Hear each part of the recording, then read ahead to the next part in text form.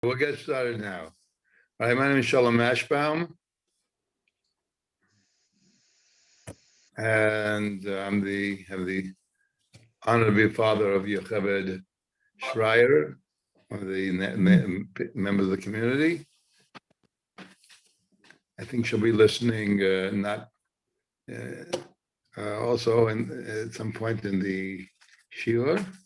Going to speak, perhaps to some surprise of the people involved, not on Pasha Mishpatim, not on Adar, not on Purim. I'm going to speak about something more immediate. I'm going to speak about Rosh Chodesh. Here we are in Rosh Chodesh. And usually, as we'll see, we let Rosh Chodesh many times slip by. I'm going to speak of some of the things that my teacher, Rabbi Yosef Dov Levi Soloveitchik, known as the Rav in Yeshiva University, spoke about Rosh Chodesh several times. Some of the things he said I'm going to be giving over tonight cannot, obviously, to state the obvious, only the best I can hope for is just a glimmer of the profundity and the brilliance of Rabbi Soloveitchik. Any drawbacks and defaults are my own. Anything good is from Rabbi Soloveitchik. I think this is clear. Rabbi Soloveitchik, one of the things he did many things in most outstanding way. He was a maspid. He used to give his people he knew and people close to, give his spedim.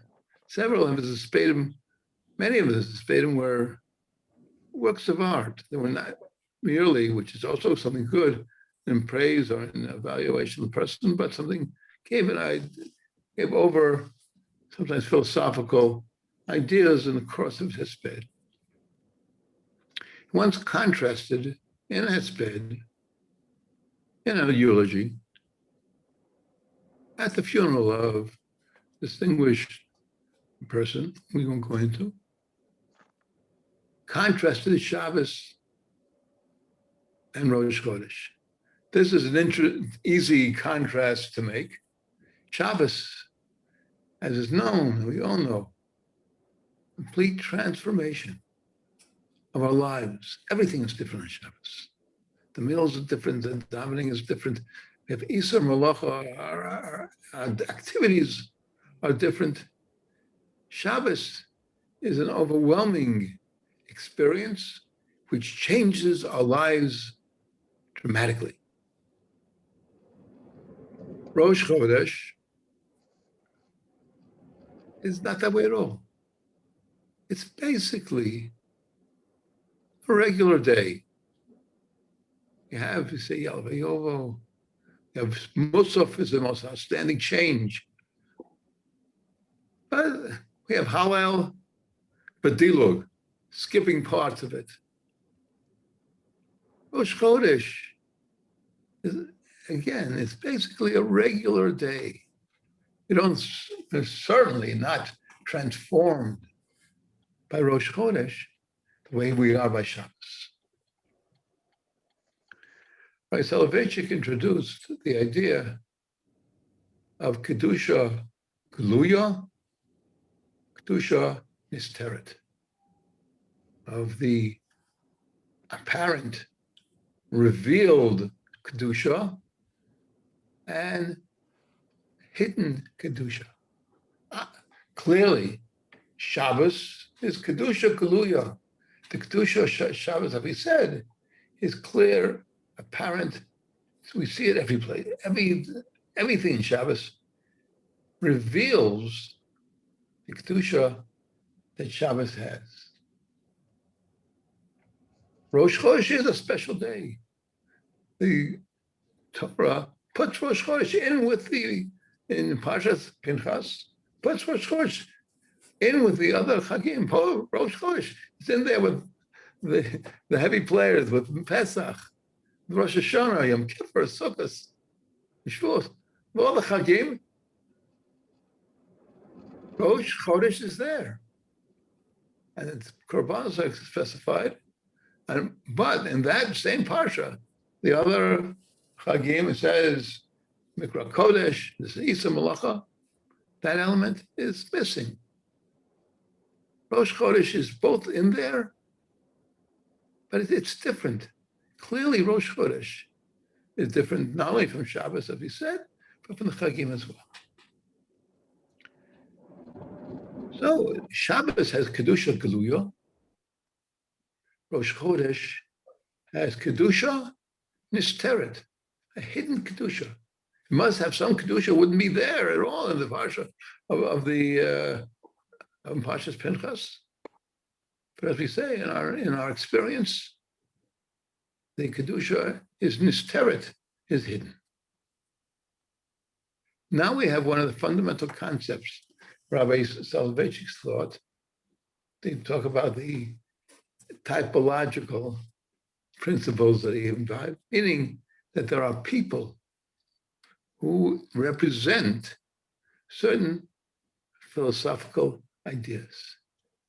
Rabbi Soloveitchik introduced the idea of Ish HaShabbos, Ish Rosh Chodesh, the man of Shabbos, the man of Rosh Chodesh. It's well known, and in other major works of Rabbi Soloveitchik, he has the idea that there's a person, like the Ish Halacha, a man of Halacha, and by his personality represents certain principles.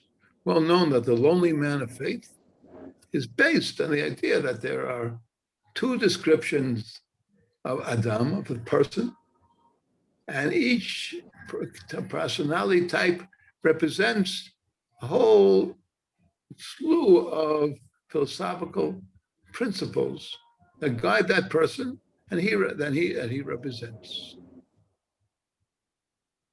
We have the idea that an Isha Shabbos, some people are so outstanding.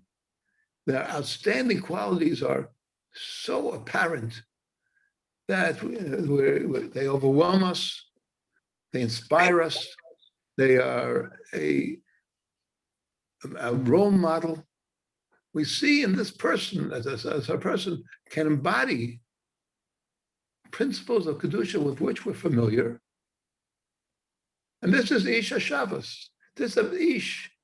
It's a person, man or a woman, of Kedusha Geluya.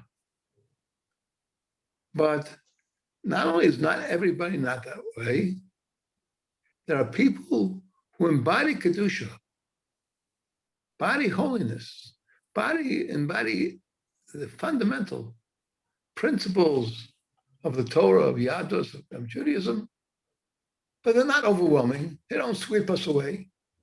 They don't so transform us when we see them. One would say, maybe it's just a regular, simple person. But it's not always that way. The very existence of Rosh Chodesh, with its Kedusha Nisteret, its hidden Kedusha, can be reflected in a person as well. Or there are people who have Kedusha Nisteret, who have great qualities, but they're not apparent. But that does not mean it doesn't exist. It's interesting. By Soloveitchik, well, if you have a Torah personality type, be fruitful, see who in Tanakh is an embodiment of that idea. Right? Soloveitchik says, who in Tanakh has the Kedusha and Nisteret? Right? Soloveitchik said, and I wouldn't have thought of it, but this is how he explains things. Yosef, Yaakov's son, the beloved son of Yaakov, was an embodiment of the idea of Kedusha and Isteret. There's an ironic pasuk, which has, in a way, two meanings. It says, Yosef confronts his brothers, berates them, claims that they are, in fact, spies, that they're enemies of the state. And but they know him. What's going on? Torah says, "Yaker Yosef es achiv, v'hem lo hikiru."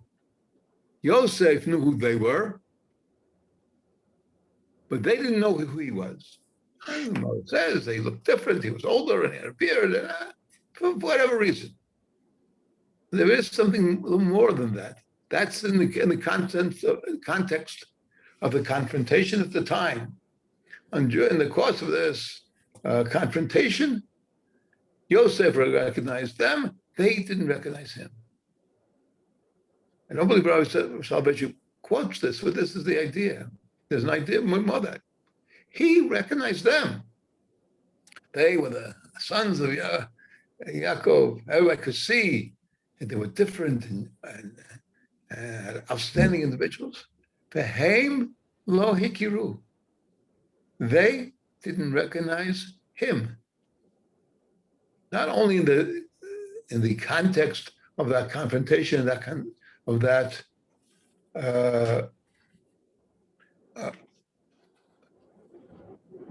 conversation, that accusation, but Ham lo hikru. And all the time that Yosef was the major political force, one of the leaders and rulers of Egypt. Did people really understand who Yosef was, and the fundamental level? Who Yosef? What were his values? What did he represent? What was his background? Well, we found a slave, and we'll give him a job. Who was Yosef? Who recognized what Yosef was? His own brothers didn't. Both in Eretz Israel, when they despised him and they attacked him, they didn't realize who Yosef was. And furthermore, when they saw him again in Egypt, they didn't recognize him. Hein lo hikiru. And this Rosh Chodesh shows us that there is such a thing as Kedusha Gluya, which can be in a person. It's in the context of the Chagim, but it's also in human existence. There is such a thing as Kedusha Nisteret, which Rosh Chodesh has. It's up there with the other Chagim, but it doesn't overwhelm us where the other Chagim do. And it's in the human experience as well. I'll summarize this idea. There are other things, of course, in an extensive discourse of Rav Soloveitchik. I'll summarize the salient points Rav Soloveitchik brought up in the course of his discourse, as I said, that there is the Shabbos and Rosh Chodesh represent the Kedusha Geluya, the Kedusha Nisteres, the revealed and the hidden Kedusha, that is not reflected, it's a concept, is reflected not only in the Chagim, but in individuals. It's an important idea to them. Anybody you see is a suspect of having Kedusha and Nisteret. The person, though, maybe the most run-of-the-mill, the average person, maybe there's a spark within him of Kedusha and Nisteret. It's hard to see. It may be there. And the third idea is the idea of Yosef HaTzadik, a person, a prominent individual in the Torah that had tremendous kedusha, but it wasn't revealed. Yosef HaTzadik had kedusha nisteret. I sometimes wonder if Rabbi Soloveitchik talked a lot about Yosef. His name was Yosef. I don't think it was only because of that. But in any event, Yosef HaTzadik in the Torah, about him that his own brothers did not recognize him. But we know from what Yosef represented and the things he did and his achievements, that Yosef was in great, indeed, a great tzaddik. The Torah emphasizes the pivotal role Yosef had in the whole Yetziat Mitzrayim experience. Yosef was the idea of Yosef was the Ish Rosh Chodesh of the Torah. But these personality types still exist. We all know, fortunately for us, we never had contacts with great Rabbanim, inspiring, outstanding individuals. But we should know that person who's not overwhelming, doesn't seem to be outstanding at all, may indeed have Kedusha Mister. This is one thing. This relates to Rosh Chodesh as we know it now. What's the basis of Rosh Chodesh? Or briefly mention things which are pretty well known. Rosh Chodesh, beginning of the month, is when the new moon appears, as is well known. This is Rosh Chodesh as it is ideally conceived of in the Torah. Where is this idea mentioned first time? Pashas Bo, in the introduction, the run in to Yetziat, the whole Yetziat Mitzrayim experience is Rosh Chodesh. Torah, Moshe says, Hashem says to Moshe in one pasuk, HaChodesh Hazel Lachem Rosh Chodeshim, which the essential idea is that the Chidush Halavana, the new Lavana, the new moon that you see, that is by definition Rosh Chodesh. Rosh Chodesh doesn't happen to come out when the new moon appears. It's because a new moon appeared. That's Rosh Chodesh. Now we have a fixed calendar. We make calculations. One point, absolutely no calculation was necessary. So if you don't make a calculation, how you know it's Rosh Chodesh? If you don't count the days, you don't count the similar. How do you know when it's Rosh Chodesh? You see the new moon. Rashi mentions in the very first Rashi in the Torah, the idea of Rosh Chodesh.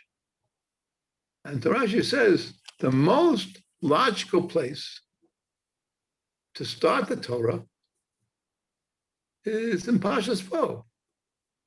Chodesh Elachem, Shehi Mitzvah Rishona, Shenutztavu Bo Yisrael. Rosh Chodesh is the first mitzvah that all Klal Yisrael got. There were a few handful of mitzvahs were given to individuals, and then they were accepted by all Klal Yisrael. But when they were given to individuals like Milah, to give them to Avraham Avinu. And then we have Milah today is derived from, but it was given first to Avraham Avinu and there are other mitzvahs. The whole first mitzvah given to all of Klal Yisrael is Rosh Chodesh. Very simple question. Why is that the first mitzvah? Why in context? Well,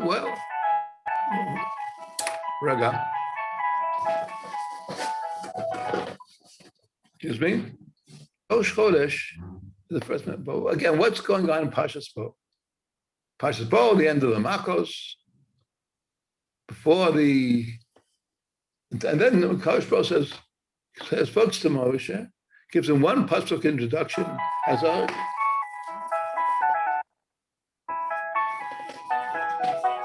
just a minute.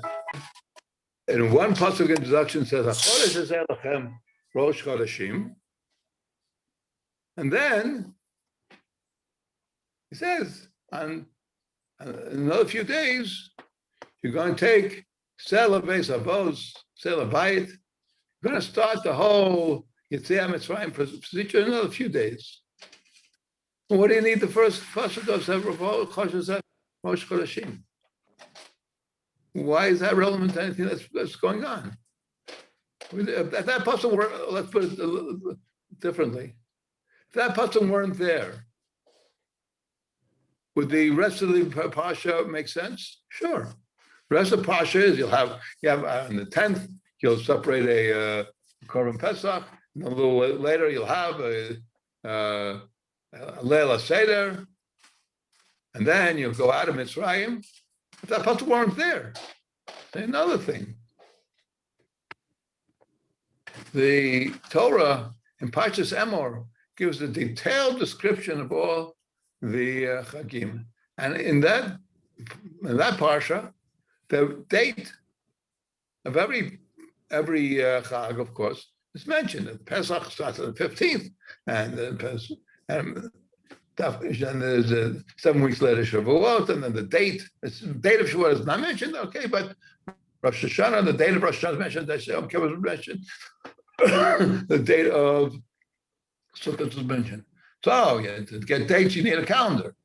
It'll be very appropriate, very sensible that in the parsha, which sets to the calendar, Rosh Chodesh is mentioned because that's how you can set the calendar. To know where to start, you need an anchor. You know when's Rosh Chodesh, then you know when the 15th, you know when the first of the month, the first of Tishrei is, and the 10th of Tishrei. You know that if you know when the first is. So you have to know when Rosh Chodesh would be very appropriate, very sensible, if that pasuk, which doesn't seem to have anything to do with Yetziat Mitzrayim, seems irrelevant to Yetziat Mitzrayim, and doesn't move the narrative of Yetziat Mitzrayim or the dinim of Mitzrayim forward, that pasuk should be in Parshas Emor.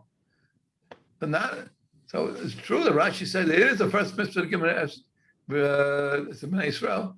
Why was Rosh Chodesh at all given to Bnei Israel at that time? Because another 10 days, you'll separate the Korban Pesach, and then we know that in the first Korban, first Korban Pesach Mitzrayim, started with separating the designating a seh, designating a lamb on the 10th. But that could have gone forward without saying when Rosh Chodesh is. You say another 10 days, and that's it. Why is Rosh Chodesh at all mentioned in Parshas Bo? Rosh Chodesh has great symbolic meaning. What before Rosh Chodesh? Well, before Rosh Chodesh, the moon has entirely disappeared. You go outside at nighttime, and there's no moon at all. There's no moon. You don't see the moon. Rosh Chodesh means that the moon reappears after entirely disappearing. The moon reappears. This is a symbolic that at the depth of darkness, there's a chidush, there's a renewal. There's a renewal process that no matter how dark it gets, the moon will reappear. This is very appropriate for the Yetziat Mitzrayim experience.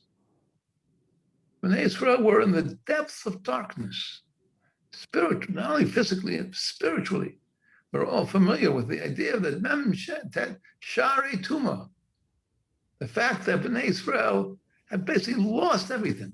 They lost not only their freedom, they lost their religious freedom. They were enslaved on many levels. And it looked like it was all over. Everything had disappeared. The great process that Avram, Yitzchak, and Yaakov set forward, moved forward, and promoted, seemed to fizzle. This was all of the descendants of Avram, Yitzchak, and Yaakov were in the same place, and they're all in terrible, not only physical, but spiritual depths. Kadosh Baruch Hu says, Chodesh Hashem, Rosh Chodeshim, the Chidush. It's well known, Rabbi Soloveitchik's thought that the idea of a Chidush, of renewal, of something new, of creativity, of creating something, the fundamental concept. And Rabbi Kadosh Baruch Hu said before he started, even gave him any other mitzvah, the first mitzvah he gave is mitzvah of Chidush, mitzvah of renewal, of something new. Of no matter how desperate things are, there's a chance of redemption. Kadosh Baruch Hu gave the Besuras HaGeula, the actual process of redeeming Bnei Israel from Mitzrayim, releasing them from the bondage. The first thing he said, no matter how bad things seem, no matter how far you've sunk, no matter how dark it is, up to complete, utter darkness. You go out at night, there's no moon at all. None of the light of the moon appears. But there'll always be a chidush. There'll always be a renewal. There'll be something new. Rosh Chodesh, in the terms of the Torah, when a new moon reappears, having completely disappeared, is a symbol of a spiritual renewal, of a process of Gula, of redemption. And it's always the most dramatic time was Mitzias Mitzrayim. But in our own lives, and many times we have crises, and we have difficulties, and we have failures, and things that seem so dark. The idea of Rosh Chodesh is, no matter how bad things seem, no matter how dismal the prospects seem, there always will be a chidush. There will always be a renewal. There always will be besoras hageula. The Chazal say, in terms of Rosh Chodesh, David Melech Yisrael Chai v'Kayam. He died a long time ago, but the Masorah that he gave us to push us forward, to always achieve, to overcome the difficulties, not to go and to sink into depression and yeush. Nothing will help. Nothing can be done. The possibility of recovery and of renewal is exactly what Rosh Chodesh tells us. That we saw it in Mitzias Mitzrayim, but it's not only was it in Mitzias Mitzrayim, one-time thing. Rosh Chodesh, every single month, after the moon entirely disappears, it reappears. The idea is to give us the concept of the hope and in a way, the certainty that we can continue. The Rosh Chodesh is, in a way, an inspiration to overcome the difficulties, to meet them, to deal with them, to always hope for a better day. This is the idea of Rosh Chodesh, the chidush of the moon, the chidush in our lives. Rosh Chodesh renews our lives. And this is the idea. This is why the Torah, that there's Mochor Chodesh. This year, Rosh Chodesh, Nisan, is also Erev Rosh Chodesh. Why should Erev Rosh Chodesh be of any importance at all? Other than because Erev Rosh Chodesh is the depths. Heshbon Chodesh. Erev Rosh Chodesh, when there is no moon. When the moon comes, it's right Rosh Chodesh. Erev Rosh Chodesh, when everything is dark. Darkness entirely envelops the sky at night. Night sky is lacking the moon entirely. But after every Rosh Chodesh, is a Rosh Chodesh. Besoras Agula is Rosh Chodesh, the herald of a better day. We'll stop here. Thank you very much for those who participated. Thank you very much. I'm finished. Thank you very much. Okay, thank you. Thank you, Chodesh Tov. Chodesh Shabbat Tov. Shalom. Shabbat Shalom.